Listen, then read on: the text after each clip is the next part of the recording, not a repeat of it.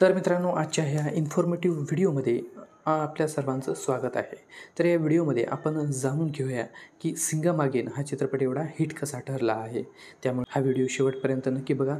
चला तर ह्या इंटरेस्टिंग आणि इन्फॉर्मेटिव्ह व्हिडिओला सुरुवात करूया. तर मित्रांनो, आपण या ठिकाणी पाहू शकता की हे ABP माझाचं एक ऑफिशियल ऑनलाईन आर्टिकल आहे.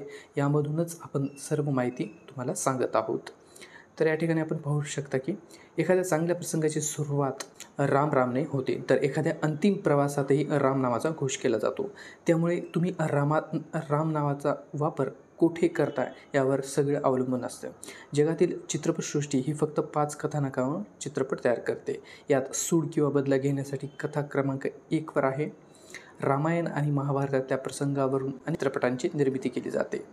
त्यापैकी काही यशस्वी ठरले तर काही सुपर फ्लॉप. मात्र या कथानकांवरून चित्रपट तयार करण्याची प्रथा काही थांबलेली नाही. आज हे सर्व आठवण्याचे कारण म्हणजे रोहित शेट्टीचा नवा चित्रपट सिंघम अगेन. देशभरात राम नामाचा जप सुरू असल्याने दिग्दर्शक रोहित शेट्टीनेही चित्रपटात राम नामाचा जप करत कोट्यावधींची कमाई करण्याचा घाट घातला आणि त्यासाठी सिंघम अगेनची निर्मिती केली. रोहित शेट्टीने दक्षिणेच्या सिंघमवर आधारित हिंदीत अजय देवगनला घेऊन सिंघमची निर्मिती केली. हा सिंघम प्रेक्षकांनी डोक्यावर घेतला. त्यानंतर रोहितने लगेचच सिंघमचा दुसरा भाग आणला. सिंघम यशस्वी होते हे पाहून त्याने अक्षय कुमारला घेऊन सूर्यवंशीची निर्मिती केली. मूळ गाभा तोच, फक्त त्याने चित्रपटाचे नाव बदलले आणि नायक बदलला. प्रेक्षकांनी सूर्यवंशीकडे पाठ फिरवली.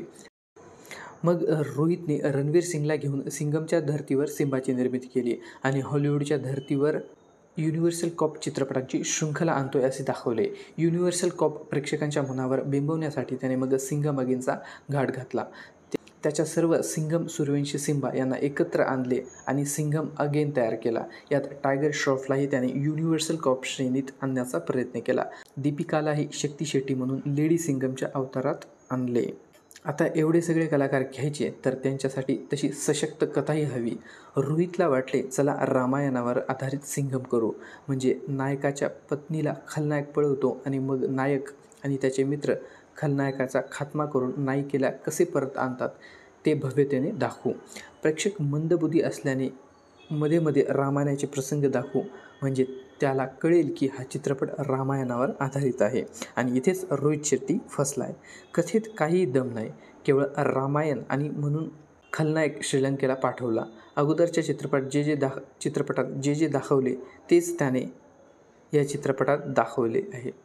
नायकाची एंट्री ॲक्शन दृश्यानेच होते आणि ती ॲक्शन दृश्याने काही खास वाटत नाही. क्लायमॅक्समध्ये तर सूर्यवंशीतील गोळीबाराप्रमाणेच दुसरे काही नाही. एवढे सगळे सांगितल्यावर चित्रपटाची कथा सांगण्याची आवश्यकता आहे असे वाटत नाही. अजय देवगनने बाजीराव सिंघमची भूमिका पुढे यशस्वीपणे चालवली. करीना कपूर त्याच्या पत्नीच्या अवनीच्या भूमिकेत आहे, जिला खलनायक अर्जुन कपूर म्हणजेच जुबेर हाफिज आपल्या कुटुंबियांचा बदला घेण्यासाठी पळवतो. मग सिम्बा म्हणजेच रणवीर सिंग, शक्ती शेट्टी म्हणजेच दीपिका पदुकोण, सूर्यवंशी म्हणजेच अक्षय कुमार, सत्या म्हणजेच टायगर श्रॉफ यांच्या मदतीने जुबेरला मारतो आणि अवनीला परत आणतो. बस, संपली कथा. आणि विशेष म्हणजे 8 जणांनी चित्रपटाची कथा लिहिली आहे. ते म्हणतात ना, अनेक स्वयंपाकी एकत्र येऊन स्वयंपाक करू लागले की स्वयंपाक खराब होतो. अगदी तसाच प्रकार सिंघम अगेनचा झाला आहे. रणवीर सिंग चित्रपटात थोडी रंगत आणतो, पण ती काही वेळेसाठीच आहे. टायगर श्रॉफला म्हणावी तशी भूमिका मिळालेली नाही. कदाचित 2-4 वर्षानंतर रोहित शेट्टीच्या युनिव्हर्सल कॉप सिरीजच्या एखाद्या चित्रपटात टायगर श्रॉफला मुख्य भूमिका देईल. तसेही चित्रपटाच्या शेवटी रोहितने सलमान खानला त्याच्या चुलबुल पांडे या अवतारात दाखवत सिंघमच्या 4थ्या भागाची तयारी केलेलीच आहे. चित्रपटाच्या संगीतात काही उल्लेख करावे असे नाही. चित्रपटाला दक्षिणेतील संगीतकार रवी बसरूरने संगीत दिले.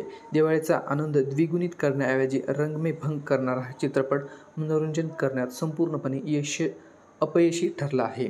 एकही गोष्ट अशी नाही की ज्याची प्रशंसा केली जाऊ शकते.